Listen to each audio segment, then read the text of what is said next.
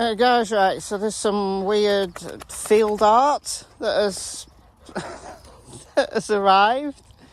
Someone's planted this. Someone's planted this dead tree in a wheat field, right? This that I'm standing on now, all through the winter, is like a pond because this field has some bad drainage areas. It's dried up now, but that's arrived.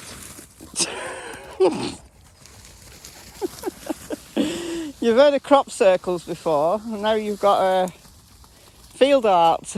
Anyway, good morning everyone. My name is Michelle. I hope you're doing well. Welcome to another video.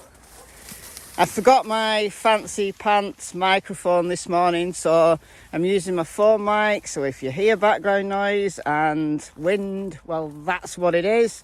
But it isn't windy this morning, so it should be okay. All right, so overnight my time, there's been a live stream going on between a number of creators on a channel called CSI. I'll leave a link to it in the description box. Because I'm in the UK, I'm 5 hours ahead of Eastern, 8 hours ahead of Pacific. Often some of the most informative lives go on overnight, and then the following day I've got to play catch up. You know, thank the Lord for earbuds, AirPods, because I can go about my day listening to it in my ears. But I am playing catch up and it's still live as I record this. Stop rolling in the wheat. Tilly, get up.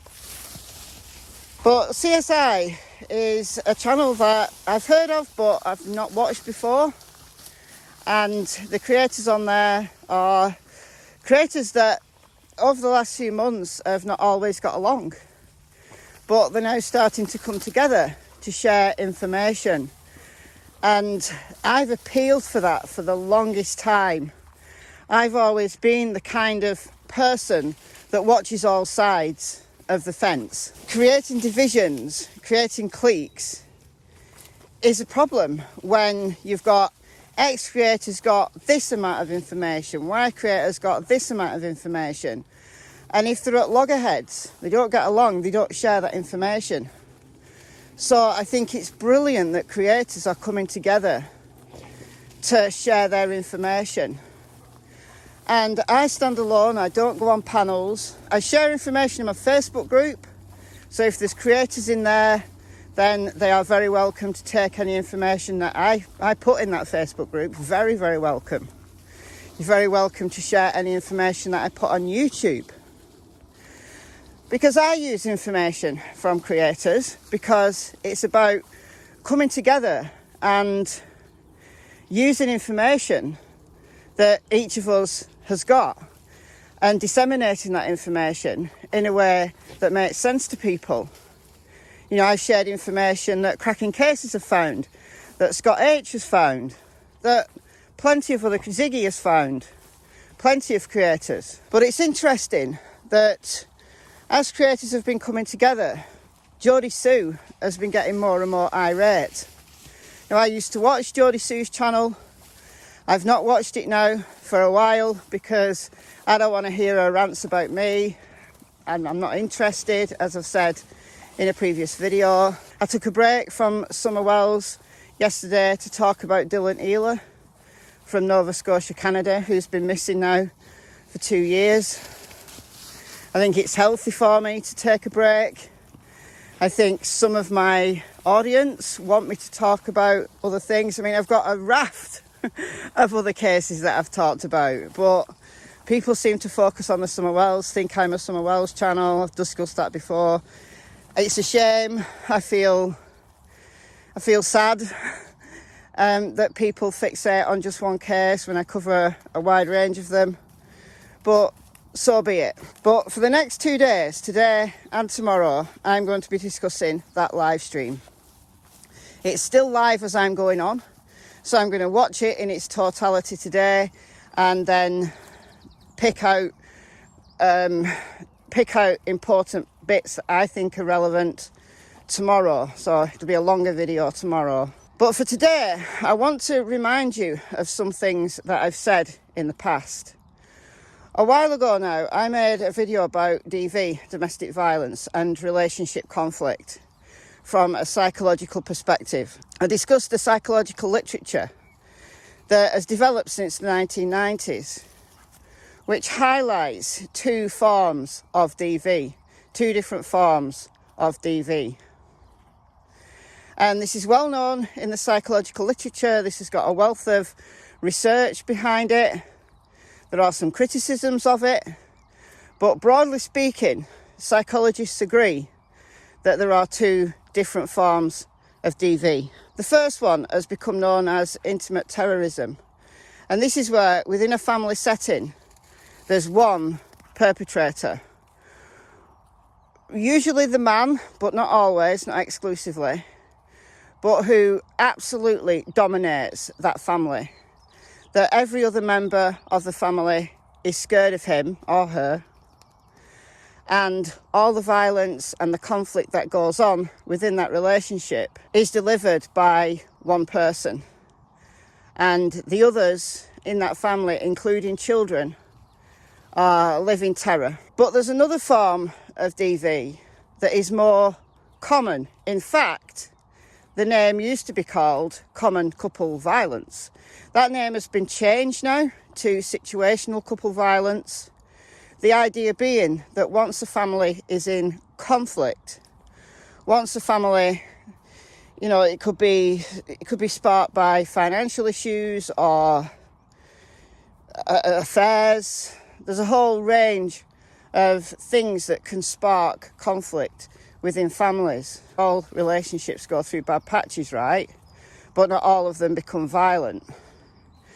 But in situational couple violence, that spiral continues downwards, and it ends up with both parties within that family basically being violent against each other. It doesn't mean to say that that violence doesn't become serious just because both parties are perpetrating it.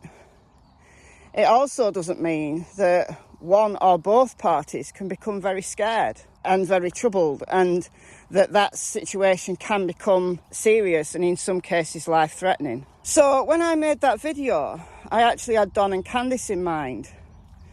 That in the beginning, I used to think of Don as the controlling one. And Don has controlled the narrative in the Summer Wells case. He's the one that spoke out. He's the one that went on panels. People have said he's the man of the house, and whatever he says goes. And perhaps there is that element in Don and Candice's relationship. But other people who know the couple have said, look, Candice is just as bad. Candice can be just as violent. So in that video, what I said was, look, I used to think that Don and Candice's relationship was one of intimate terrorism, with Don being the aggressor. But then I said, no, I'm thinking about it in a different way.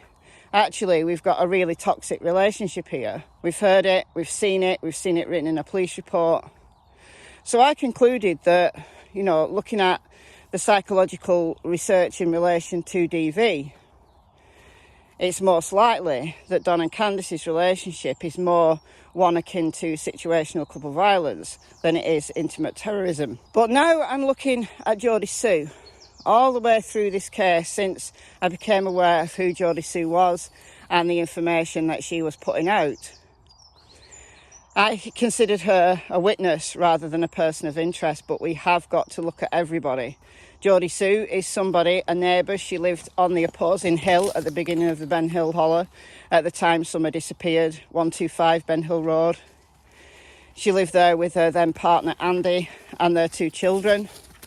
At the time Summer disappeared, the eldest child, a male, was 19, so an adult, and the other one is a teenage girl, so very much a minor. You see one kid sometimes in Jodisue's earlier videos, when she was making videos on Facebook, either just before Summer disappeared. A lot of those she's now taken off, but Squalty has managed to get some of those and put them on her channel. And in the days after Summer disappeared, where she's talking about the search. Andy's there in the driver's seat and there's a kid in the back seat. I've clipped that kid out of the clips that I've played of Jodisue during that time. So I've started now to consider Jodisue a person of interest and look at the totality of the evidence in relation to how Jodisue has controlled her own narrative, put her own timeline together, which I've used for months. You know, the 4:30 to 4:42 scream, the 6:09, as she can verify this from a text that she got from Andy saying he was on his way home from work and she was starting to head down the driveway, and then it was shortly after that she started to search for Summer because she saw Candice coming down the driveway. They'd been shouting for Summer on the top of the hill,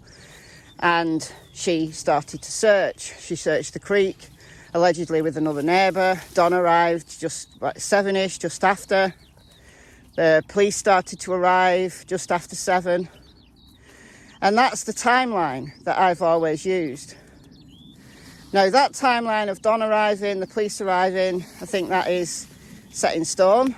Oh, Cassie's found a tennis ball. Good for her. She'll lose that very quickly. Wait. But now I'm doubting everything. As Jodisue inserted herself in the case with a timeline because she knows a lot more about what happened to Summer. You know, there's a lot of people, particularly in my Facebook group over the last few months, who said, Michelle, you're being short-sighted. Michelle, you need to look at Jodisue. And I said, look, you know, she's a victim. She's got cancer. Leave her alone. But no, you were right, I was wrong. We've got to look at the totality of the evidence and we've got to look at everybody. None of us knows. Law enforcement don't know. There's no creator who knows what happened to Summer. But unless Summer literally wandered off and an accident befell her or an animal took her and it just so happens that she's never been found or the evidence of that has never been found, which is possible, talked about that the other day. Unless that's actually the case and everybody's innocent, then somebody knows something. And what we know about people who know that a crime's occurred, whether they've done it themselves or whether they know who's done it and they're covering up for them, we know that in some cases those offenders will insert themselves, will become very close to the case, will want to find out what's being said about that case. And I'm starting to look at Jodisue in that light because she has inserted herself. She has gone on and on and on about her timeline. What if her timeline has been made up to distract and deflect? What if the scream never happened? The 609 thing, I think we can verify as much as we can verify anything in this case, because the dispatch call around 6:30 said Summer had been missing about 10 minutes, which kind of fits with Jodisue hearing them shouting for Summer. But it doesn't tell us anything about when Summer actually disappeared. Who knows something? And I'm starting to think that Jodisue knows a whole lot more than what she's been saying. Now, CSI has actually been talking to Andy over a period of months and has not made that information known until now. So I want to set the scene for what I'm going to talk about tomorrow with two things. Firstly, to remind you of my video a while ago about domestic violence, and that maybe the conflict within Jodisue and Andy's relationship hasn't been dominated by just one person. That Jodisue has made that narrative, you know, of a monster. It's never right to hit someone, to abuse someone. And I'm not doubting that Andy hasn't been abusive and he hasn't hit Jodisue. But the question I want to pose is is this actually a case of situational couple violence? It doesn't reduce the severity of it, but it's situational couple violence rather than intimate terrorism. And actually both sides, both parties have been abusive. We know how Jodisue can rant. We know how Jodisue, is angry. Her kids have been party to her ranting. If she's prepared to do that in public, what is she like in private? Has she been just as conflictual, just as damaging to her family as Andy has? We have to ask the question, what if Andy was driven to that abuse? Doesn't excuse him in any way. I'm just asking that question. The second thing I want to remind you of is the connections that Jodisue has. That Jodisue's kind of in-laws, they weren't married, but they were together 27 years. So I don't know why they never got married, but still, 27 years is a long time. So the Bernard family, who are the ones that own 125 Ben Hill Road, they own a property on Fields Road, they own a property on Lone Star Road, which is very close to Don Sherfy's house. I mean, the connections are wild when you start digging into it.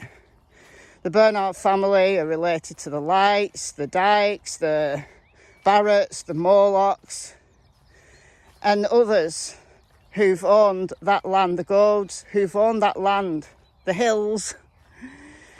Fred Hill is Ben Hill's grandson, and Ben Hill is Andy's great-grandfather. So the cousins. The connections are wild. And I want to remind you how many months I've been talking about the importance of those connections, the importance of those kin, the importance of the ties. And Jodisue has said it perfectly in some of her lives. She said it perfectly. Now, she doesn't own any of that land, but she's so connected with the Bernards. She's been with them for so long. It's like she's almost considered that land her own. And she's been angry about Jackie Dobbs. She's been angry about all of her neighbours. She said she doesn't want neighbours. What if she's lashed out against Andy when he left and she was kicked off that property? And she's, at least for a period of time, was berating Andy. What if some of that is unfounded and actually she is crazy, like Don Sherfy Sr. has said, that she's the one that causes all the problems? Doesn't excuse any abuse against her, but what it does is it gives us an explanation as to why that occurred. But what does all of this mean in relation to Summer? Well, it's because we've got to look at the totality of evidence that this is very relevant to Summer Wells. Very relevant indeed. Because in August, on 2 occasions, Jodisue's son was seen and was chased off the Wells property. Why was he there? Was this a pattern of behaviour that he's displayed for a while? Why was Jodisue at the bottom of the hill honking her horn when he was chased down? She said he was just checking the mailbox. Well, that's pretty much nonsense. Was he there spying? Was he there trying to listen to what people were saying? If so, why? Is Jodisue just a nosy neighbour? Or is it because she knows things about what happened to Summer? She may even be partly responsible. Members of her family might be responsible. And because the Bernards own a lot of land around there, it would be easy for them to hide evidence that has never come to light. And that could include Summer. It could. We've got to look at everything and the totality of evidence. Doesn't matter how ranty Jodisue becomes, it doesn't change. Get off the pitch. Come on, Cassie. It doesn't change this information. She can rant all day and all night for me, I won't listen to it because I'm focused on finding out one thing. What happened to then 5-year-old Summer Moon Utah Wells? So if there's a chance that Jodisue or members of her family were involved, then I'll put her on blast. I'm mental now. Get off the pitch! Oi! Tilly, come here. You as well. She can rant all day and all night. I'll still put her on blast. Because what happened to then 5-year-old Summer Moon Utah Wells is the only reason why I'm here, making 300 plus videos on Summer Wells.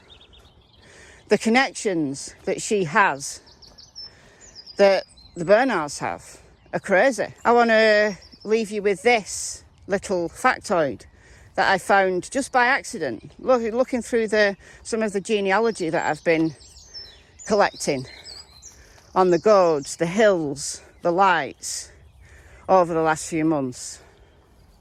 Got it all there stored in a private tree on Ancestry. I've got hundreds of connections now between all of these families. You should see the research I've got. Remember Randy Haas, the RSO that used to be a correctional officer but got fired because of Child P, and he's now an RSO. Remember him going to the 125 Ben Hill Road, the Bernard property, to use their internet, allegedly? Well, his wife is the cousin of Polly and his mother. So even there's a connection. Even there's kinship. How many more links are there between these RSOs or SOs who've never been convicted? Does that mean Randy Haas took Summer? No. But it just shows the connections. It shows how important this information is that I and some other creators have been banging on about for months. Let's all look at this in its totality and see what comes up. And on that note, guys, I'm going to leave it there for today. I'm going to be doing a much longer video tomorrow talking about all of this stuff. This sets the scene. Let's call this part 1, if you will. So I'll speak to you tomorrow. Goodbye from Miss Tillington and Miss Cassie Springer. Bye, guys.